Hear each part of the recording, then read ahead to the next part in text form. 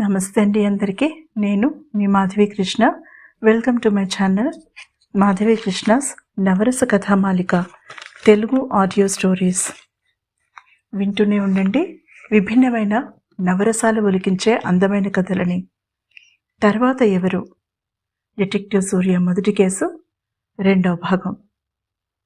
ఇప్పుడు మన ఎదురుగా కన్సిడర్ చేయవలసిన పాయింట్స్ కొన్ని ఉన్నాయి, అవి నోట్ చేశారదా అంటూ సుధీర్ లలితల వైపు తిరిగాడు సూర్య. మీకు కాఫీ కావాలంటే బయట ఒక కెఫే ఉంది, యూ కెన్ గో దేర్. ముక్కు మీదకి జారిపోతున్న కళ్ళజోడిని పైకి తోసుకుంటూ వారితో అన్నాడు. సుధీర్ గుండెల్లో ఎందుకో గాభరాగా ఉంది. ఎంత పైకి తన చెల్లెలికి బాయ్ ఫ్రెండ్ లేడని వాదించినా మనసులో ఏదో ఒక మూల సుమ అతనితో వెళ్ళి ఎక్కడో క్షేమంగా ఉండే ఉంటుంది అనిపిస్తోంది అతనికి. కానీ సూర్య మాటలు వేరే రకంగా ఉన్నాయి. ఒక పక్క నుంచి స్నేహితుడితో వెళ్ళి ఉండొచ్చు అంటూనే ఇంకా సరికొత్త కోణాలు ఉండి ఉండొచ్చని చెప్పకనే చెప్తున్నాడు. ఉదయం నుంచి ఏమీ కడుపులో లేకపోవడంతో తలనొప్పిగా ఉంది అతనికి.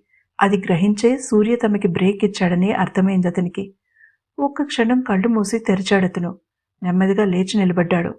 నిండా నీటిలో మునిగిపోతున్న వాడికి గడ్డిపోచైన ఆధారంలానే కనిపిస్తుంది. సూర్య ఇప్పుడు అతనికి అలానే అనిపిస్తున్నాడు. Definitely I need a break అంటూ బయటికి నడిచాడు. అతని చూపులు బీటల వారి పెచ్చులూడిపోయిన గోడ మీద పడింది. అంత భయాందోళనలోనూ నవ్వొచ్చింది. తను ఎంత డెస్పరేట్గా ఉన్నాడో తలుచుకుంటే తన మీద తనకే జాలేసింది. సూర్య చూడడానికి చాలా మామూలు కాలేజీ కుర్రాడిలా ఉన్నాడు. ఇలాంటి కేసులని టేకప్ చేయడానికి ఎంతో సామర్థ్యం, టీం వర్క్ అవసరమవుతాయి, లేదా మంచి నెట్వర్క్ ఉండాలి. ఏమీ లేని ఆ సాధారణ యువకుడు ఎలా సాల్వ్ చేస్తాడు ఈ సమస్యని? దీర్ఘాలోచనలో పడి లలిత తన వెనుక వస్తున్న విషయం కూడా మర్చిపోయాడతను. కెఫే దాటి వెళ్లబోతున్న అతని చెయ్యి పట్టుకుని ఆపిందామే. ఉలిక్కిపడి వెనక్కి తిరిగి చూశాడు. లలిత. అప్పుడు గుర్తొచ్చింది అతనికి ఆమె తనతో పాటుగా ఉన్న విషయం, తాను కెఫేకి బయలుదేరిన సంగతీను. మౌనంగా ఇద్దరూ కెఫేలోకి నడిచి మూలగా ఉన్న టేబుల్ దగ్గర కూర్చున్నారు. లలితే బిల్ పే చేసి ఆర్డర్ ప్లేస్ చేసి తిరిగి వచ్చి అతని ఎదురుగా కూర్చుంది. ఎప్పుడూ నవ్వుతూ బాధంటే ఏమిటో తెలియనట్టుగా ఉండే సుధీర్ మొహంలో ఇప్పుడు భూతద్దం పెట్టి వెతికినా కనిపించడం లేదు నవ్వు. ఆమెకి కళ్ళల్లో నీళ్లు తిరిగాయి. ఇద్దరూ ఒకరినొకరు ప్రేమించుకుంటూ తమ ప్రేమ గురించి రివీల్ చేసుకున్నాక మొదటగా ఆ విషయం సుమకి చెప్పారు. ఆమె ఎంత ఆనందపడిపోయిందో తలుచుకుంటే లలిత కళ్ళల్లో నీళ్లు తిరిగాయి. అయినా బయటపడలేదామె. నాకు సూర్య గురించి ఎలా తెలిసిందో చెప్పనా? లేని ఉత్సాహాన్ని నటిస్తూ అడిగింది. తన ముందు ఉన్న కాఫీ కప్ కేసు చూడను కూడా చూడలేదతను. నిర్లిప్తంగా తల ఊపాడు. ఆమె సెగలు కక్కుతున్న కాఫీని అతని ముందుకు తోసి తాగమని సైగ చేసింది. అతను బలవంతంగా కప్ను పెదవులకు ఆనించుకున్నాడు. ఆమె చెప్పడం మొదలుపెట్టింది. ఒకరోజు నేను మా పక్కింటి వాళ్ల కుక్కపిల్లని తీసుకుని వాకింగ్కి బయలుదేరాను. నీకు తెలుసుగా కుక్కపిల్లలంటే నాకెంత ఇష్టమో. కానీ అమ్మకి అవంటే భయం. అందుకే నాన్నగారు పెట్ డాగ్ని కొనడానికి ఒప్పుకోలేదు. నేను ఇలా నా ఫ్రెండ్స్ పెట్స్తోనో పక్కింటి వాళ్ళు పెంచుకునే కుక్కలతోనో ఆడుకుంటూ సరిపెట్టుకోవాల్సి వచ్చేది. తమ పెళ్ళవగానే కుక్కపిల్లని కొనమని ఆమె తనని కోరిన విషయం గుర్తొచ్చింది అతనికి. ఆసక్తిగా వినడం మొదలుపెట్టాడు. నేను ఆ బుజ్జి కుక్కపిల్ల టింకర్ ఒక పార్కులోకి నడిచాం. టింకర్ మెడలో కాలర్ని గట్టిగా పట్టుకుని పార్కులో నడుస్తున్నాను. ఇంతలో నాన్న ఫ్రెండ్ కనిపించడంతో ఆగి పలకరించాను. ఆయన ఏవేవో ప్రశ్నలు అడుగుతూ కబుర్లు చెప్తున్నాడు. ఇంతలో టింకర్కి విసుగొచ్చిందనుకుంటా. బలంగా నా చేతిలో నుంచి కాలర్ బెల్ట్ని విడిపించుకుని పరుగు పెట్టింది. నేను వెనక్కి తిరిగి పట్టుకునే లోపుగా మాయమైపోయింది. ఎక్కడికెళ్ళింది తెలియలేదు. ఆయనని వదిలించుకుని ఆ చుట్టుపక్కలంతా వెతికి అందరినీ అడిగాను. ఎవరికీ తెలియదన్నారు. ఏం చేయాలో తెలియక ఒక బెంచ్ మీద కూలబడి ఏడవడం మొదలుపెట్టాను. ఏమైందని పక్క నుంచి వినిపించడంతో కొత్త వ్యక్తిని కూడా చూడకుండా విషయం చెప్పాను. తన పేరు సూర్య అని పరిచయం చేసుకుని నన్ను టెన్షన్ పడొద్దన్నాడు. పార్క్ వాచ్మెన్ దగ్గరికి నడిచి ఆ కుక్కని డిస్క్రైబ్ చేసి చూశాడేమో అడిగాడు. అది పరిగెత్తిన దిశగా చూపించాడు వాచ్మెన్. వెంటనే అటు పరిగెత్తామిద్దరం. అలా దారిలో క్లూస్ పట్టుకున్నట్టుగా ఐస్ క్రీం బండి అతన్ని, పాన్ షాప్ అతన్ని పట్టుకుని వివరాలు సేకరించి మొత్తానికి టింకర్ని పట్టుకున్నాడు. ఆ సంఘటన ఇప్పటికీ తలుచుకుంటే ఆమెకి పెదవుల మీద నవ్వు ప్రత్యక్షమవుతుంది. అంటే తప్పిపోయిన కుక్కపిల్లని పట్టుకునే డిటెక్టివ్ దగ్గరికి తీసుకొచ్చావా? ఫీజేమిచ్చావు? అడిగాడు కుతూహలంగా తను ఖాళీ చేసిన టిఫిన్ ప్లేట్ల వైపు ఆశ్చర్యంగా చూస్తూ. తనని మాటల్లో పెట్టి ఎంత చాకచక్యంగా టిఫిన్ తినిపించిందో అర్థమైంది అతనికి. ఆమె మీద ప్రేమ రెట్టింపయింది. ముద్దు చెప్పింది. హా? అర్థం కాలేదన్నట్టుగా శబ్దం చేశాడు. ముద్దిచ్చాను బుగ్గ మీద. అతని మొహంలో మారుతున్న రంగులను చూసి నవ్వుతూ చెప్పింది లలిత. టిష్యూతో చేతులు తుడుచుకుంటున్న అతను ఆ పని మధ్యలో ఆపేసి ఆమె వైపు నోరు తెరుచుకుని చూస్తూ ఉండిపోయాడు. అప్పుడు తన వయసు 13, నా వయసు 10. ఆ పార్కులో తన ఫ్రెండ్స్తో ఆడుకోవడానికి వచ్చాడు తను. కొన్నాళ్లకి మా మధ్య బాగా కమ్యూనికేషన్ గ్యాప్ వచ్చేసింది. తిరిగి శారద పరిచయం చేశాక పాత పరిచయం గుర్తొచ్చింది. తను మర్చిపోయి ఉంటాడు నన్ను. కుర్చీలో నుంచి లేస్తూ చెప్పింది. ఇద్దరూ నవ్వుకున్నారు. ఒకరి చెయ్యి ఒకరు పట్టుకుని బయటకొచ్చారు. అతని మనసు కొద్దిగా తేలికపడింది. ఆమె నెమ్మదిగా కళ్ళు తెరిచి చుట్టూ ఒకసారి పరికించి చూసింది. ఎక్కడి నుంచో సన్నని వెలుతురు గదిలోపలికి ప్రవేశించడానికి ప్రయత్నిస్తున్నట్టుగా మసగక కనిపిస్తోంది. ఇనప గొలుసులతో బంధించబడిన తన కాళ్లను చూసి వెక్కి వెక్కి ఏడ్చింది. కాళ్ళు మాత్రమే బంధించి చేతులను ఎందుకు వదిలేశారో ఆమెకి అంతుపట్టలేదు. ఆమె కాళ్లకున్న గొలుసును బలంగా లాగడానికి ప్రయత్నించింది. లాభం లేదు. అలా గత కొద్ది కాలంగా ప్రయత్నిస్తూనే ఉంది. అసలు తనని ఇలా బంధించి ఎన్నాళ్ళైందో కూడా తెలియడం లేదు. అసలు ఇదే రోజు? ఆమెలో ఒకదాని తర్వాత ఒకటిగా ప్రశ్న మెదులుతూనే ఉంది. సమాధానం తెలుసుకోవాలనే పట్టుదల కూడా. ఇంతలో ఎక్కడో లీలగా చిన్నగా ఎవరో మూలుగుతున్న శబ్దం వినిపించింది ఆమెకి. ఆమె నిశ్చలంగా కూర్చుండిపోయింది. ముందు తన భ్రమ అనుకుంది. కాని కాదని 2 నిమిషాల తర్వాత అర్థమైంది. అంతకంతకు ఆ శబ్దం పెద్దది కావడంతో ఆమె చెవులు రిక్కించి వినసాగింది.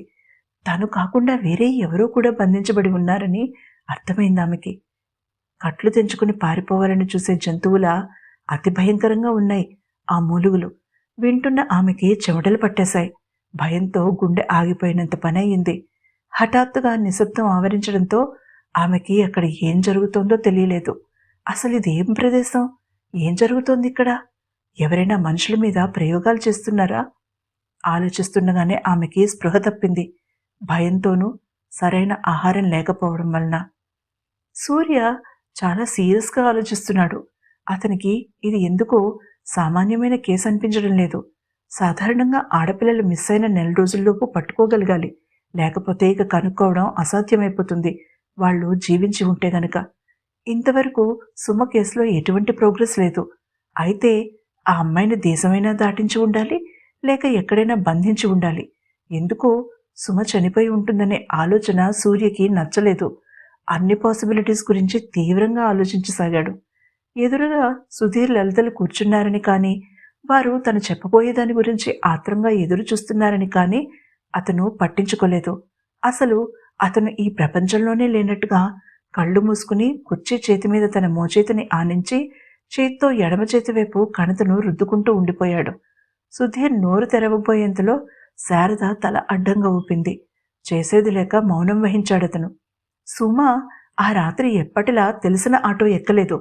అయితే ఆమెను ఎక్కించుకున్న ఆటో డ్రైవర్ ఎవరు? ఆటో స్టాండ్ దగ్గర సీసీ కెమెరా చూస్తే తెలుస్తుంది. ఇది ఆల్రెడీ పోలీసులు చేసే ఉంటారు. రిజల్ట్ ఏంటి? అంతవరకు తనలో తానే మాట్లాడుకుంటున్న అతను హఠాత్తుగా శారద వైపు చూసి అడిగాడు. ఆమె తెలియదన్నట్టుగా పెదవి విరిచింది. పోలీసులు అంత నిశ్చయంగా ఆమె ప్రతిరోజు వెళ్లే దారిలో చెక్ చేశారంటే ఆటో యథాప్రకారం అదే దారిలో బయలుదేరి మధ్యలో దారి మళ్ళుండొచ్చు. లేదా సీసీ కెమెరా పనిచేయకపోవడం వల్ల వాళ్ళు ఆమె అటే వెళ్ళి ఉంటుందనే డెసిషన్కి వచ్చేసి ఉండాలి అని మనం ఎందుకు అనుకోకూడదు? తనలో తానే వాదించుకుంటున్నట్టుగా పైకే అన్నాడు సూర్య. ఉలిక్కి పడ్డారు సుధీర్ లలితలు. ఇది స్వయంగా మనమే తెలుసుకోవలసిన విషయం అంటూ నోట్బుక్లో రాసుకున్నాడు సూర్య. ఇక మరికొన్ని పాయింట్స్ని కన్సిడరేషన్లోకి తీసుకుంటే, మొదటిది, ఆమె వేరే రూట్లో వెళ్ళి ఉంటే అది ఆమె ఇష్టప్రకారమే వెళ్ళిందా, లేక ఎవరైనా తీసుకువెళ్లారా? యాక్సిడెంట్ కేసులు అటువైపు ఏమైనా నమోదయ్యాయా? ఒక పక్క నుంచి రికార్డ్ చేసుకుంటున్నా కూడా నోట్స్లో రాసుకుపోతున్నాడు అతను. అప్పటికే సుధీర్ తన కుర్చీలో ముందుకు కూర్చుని ఉన్నాడు. అతనికి సూర్య అభిప్రాయం ఏమిటో స్పష్టంగా చెప్పమని అడగాలనుంది. కానీ శారద హెచ్చరికతో బలవంతంగా తన సందేహాల్ని మనసులోనే అణుచుకుంటున్నాడు. అతని చైన్ ఆఫ్ థాట్స్ని తెగ్గొట్టడం ఇష్టం లేకపోవడం కూడా మరొక కారణం. అతనికి సూర్య మీద ఉన్న తేలికపాటి అభిప్రాయం క్షణాల్లో మారిపోయింది. మనసులో సన్నటి వెలుగురేఖ లాంటి ఆశ మనసుని సన్నగా ఆక్రమించుకుంటూ ఉండగా, మరొక పక్క చివరికి ఏం వినవలసి వస్తుందోనని భయం అతడిని సరిగ్గా నిలవనివ్వడం లేదు. చెమటలు పట్టిన అరచేతులను ప్యాంటుకు గట్టిగా రాసుకుంటూ సూర్య మాటలను శ్రద్ధగా వినసాగాడు. ఇంకా ఇటువంటి మిస్సింగ్ కేసులు ఈ చుట్టుపక్కల ఏమైనా నమోదయ్యాయేమో చూడాలి. రాయడం ఆపి సుధీర్ వైపు సూటిగా చూస్తూ అన్నాడు సూర్య. శారద, పద త్వరగా, మనం చేయవలసిన పని చాలా ఉంది, మనకి అట్టే టైం లేదు. ఒక్క ఉదుటిన కుర్చీలో నుంచి లేవడంతో అతని చెయ్యి తగిలి టేబుల్ మీద ఉన్న calling bell, notebook, pencil stand అన్నీ ఒకదాని వెనుక ఒకటిగా చిందరవందరగా కింద పడడంతో ఒకరి మొహం ఒకరు చూసుకున్నారు సుధీర్, లలిత. శారదకు ఇదంతా మామూలే అన్నట్టుగా కిందకి వంగి టకటకా వాటిని ఏరి చాలా ప్రొఫెషనల్గా టేబుల్ మీద సర్దేసింది. సూర్య అసలు అదేమీ పట్టించుకోకుండా గది తాళం చెవి వెతుక్కుంటున్నాడు. టేబుల్ డ్రాలో ఉన్న తాళం కప్ప, చెవి తన చేతిలోకి తీసుకుని శారద ఆ చేతిని అతని ముందుకు చాచింది. థ్యాంక్ యూ అంటూనే అవి అందుకును ముందుకు నడిచాడు సూర్య. అందరూ బయటకొచ్చాక అతను తాళం వేసేదాకా వెయిట్ చేసింది శారద. అప్పటికే జరిగిన పొరపాటును గ్రహించారు సుధీర్, లలితలు. చిన్నగా నిట్టూర్చారు కూడా ఇద్దరూ ఒకేసారి. కారణం, సూర్య తాళం వేశాడు కానీ గొళ్ళెం వేయడం మర్చిపోయాడు. సూర్య ఎస్పీ ఆఫీస్కి చేరుకుని ఎస్పీ కృష్ణకాంత్ ఆఫీస్లోనే ఉన్నాడని నిర్ధారించుకున్నాక లోపలికి నడిచాడు. అపాయింట్మెంట్ కూడా అవసరం లేనంత చనువు అతనికి ఆయన దగ్గర ఉందని శారదకే కాదు, అతని పరిచయస్తుల్లో చాలామందికి తెలియదు. చూడగానే అతి సాధారణమైన హ్యాండ్సమ్ కుర్రాడిలా మాత్రమే కనిపించే సూర్యలో అమోఘమైన తెలివితేటలు అతని సొంతమని గుర్తించిన మొదటి వ్యక్తి ఆయన.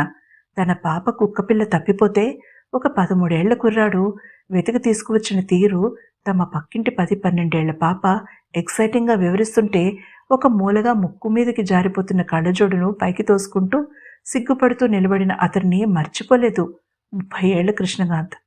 ఆ తర్వాత చాలా విషయాల్లో ఆ చిన్ని కుర్రాడి సలహాలు అతను తీసుకున్నాడంటే అది అతిశయోక్తి కాదు. నివురు కప్పిన నిప్పులాంటి వాడు సూర్య అని అతనికి తెలుసు. అతనిలో ఉన్న జీనియస్ని తట్టిలేపే కార్యక్రమాన్ని తన భుజాల మీద వేసుకున్నాడాయన. అదే సూర్య ఇప్పుడు మరొకసారి తన కెరీర్ని మలుపు తిప్పబోతున్నాడని తెలియదు కృష్ణకాంత్కి. అతన్ని చూడగానే ఏదో ఫైల్ని చూస్తున్న కృష్ణకాంత్ మొహం ఆనందంతో విప్పారింది. కమాన్ సూర్య, వాట్ ఎ ప్లెజెంట్ సర్ప్రైజ్. సీట్లో నుంచి లేచి నిలబడి టేబుల్ వెనుక నుంచి బయటికి వచ్చి అతని చేతిని అందుకుంటూ పలకరించాడు. ఎప్పుడూ ముందు ఫోన్ చేయకుండా ఆయనని కలిసే అలవాటు లేదు సూర్యకి. కానీ అలవాటుకు భిన్నంగా జరిగేసరికి లోపల కొంచెం ఆశ్చర్యపోయాడు ఆయన. అయినా బయటపడలేదు. ఐ నో సార్, మీరు బిజీగా ఉంటారు, కానీ మీ దగ్గర నుంచి ఒక ఫేవర్ కావాలి, అందుకే వచ్చాను. ఉపోద్ఘాతం ఏమీ లేకుండా డైరెక్ట్గా పాయింట్లోకి వచ్చేశాడు అతను. సూర్యతో సంభాషణలు అలానే ఉంటాయని తెలుసు కృష్ణకాంత్కి. సమయం అస్సలు వృధా చేయడం ఇష్టం ఉండదు సూర్యకి. ప్రతి క్షణం డబ్బు కన్నా విలువైనదని అంటాడు. ఎన్నడూ తన నుంచి ఏమీ ఆశించని సూర్య ఈరోజు హెల్ప్ కావాలని అన్నాడంటే తప్పక అది అతని గురించి అయి ఉండదని ఊహించాడాయన. అందుకే ఆయన కూడా డైరెక్ట్గా పాయింట్కి వచ్చేసి అతన్ని చెప్పమన్నట్టుగా తల ఊపాడు. మీకు తెలుసుగా నేను ఒక లైసెన్స్డ్ ప్రైవేట్ ఇన్వెస్టిగేటర్నని. నా ఫ్రెండ్ చెల్లెలు కనిపించగా 15 రోజులయ్యింది అంటూ తన దగ్గర ఉన్న ఇన్ఫర్మేషన్ అంతా ఆయనకి ఇచ్చాడతను. అంతవరకు ఎంతో రిలాక్స్డ్గా వెనక్కి కూర్చున్న ఆయన ఒక్కసారిగా ముందుకు వంగి టేబుల్ మీద చేతులానించి అత్యంత శ్రద్ధగా అతను చెప్పేది వినసాగారు. సార్, ఈ మిస్సింగ్ కేసు ఎందుకో ట్విస్టింగ్గా ఉందని నా గట్ ఫీలింగ్. మీ వాళ్ళు ఆ అమ్మాయికి లవర్ ఉండుండొచ్చు అని కేసుని స్లో చేసినట్టు నాకు అనుమానంగా ఉంది సార్. వాళ్ళని అనుకోవడానికి లేదు పాపం. కేసు లోడ్ చాలా ఎక్కువగా ఉండుండొచ్చు. కానీ I think we have a serial killer here. చాలా సీరియస్గా అన్నాడు సూర్య. తర్వాత ఏం జరిగిందో తెలుసుకోవాలంటే తప్పకుండా తర్వాతి ఎపిసోడ్ని వినండి. ఈ ఎపిసోడ్ని లైక్ చేయండి, అలాగే నా ఛానల్ని సబ్స్క్రైబ్ చేసుకోండి.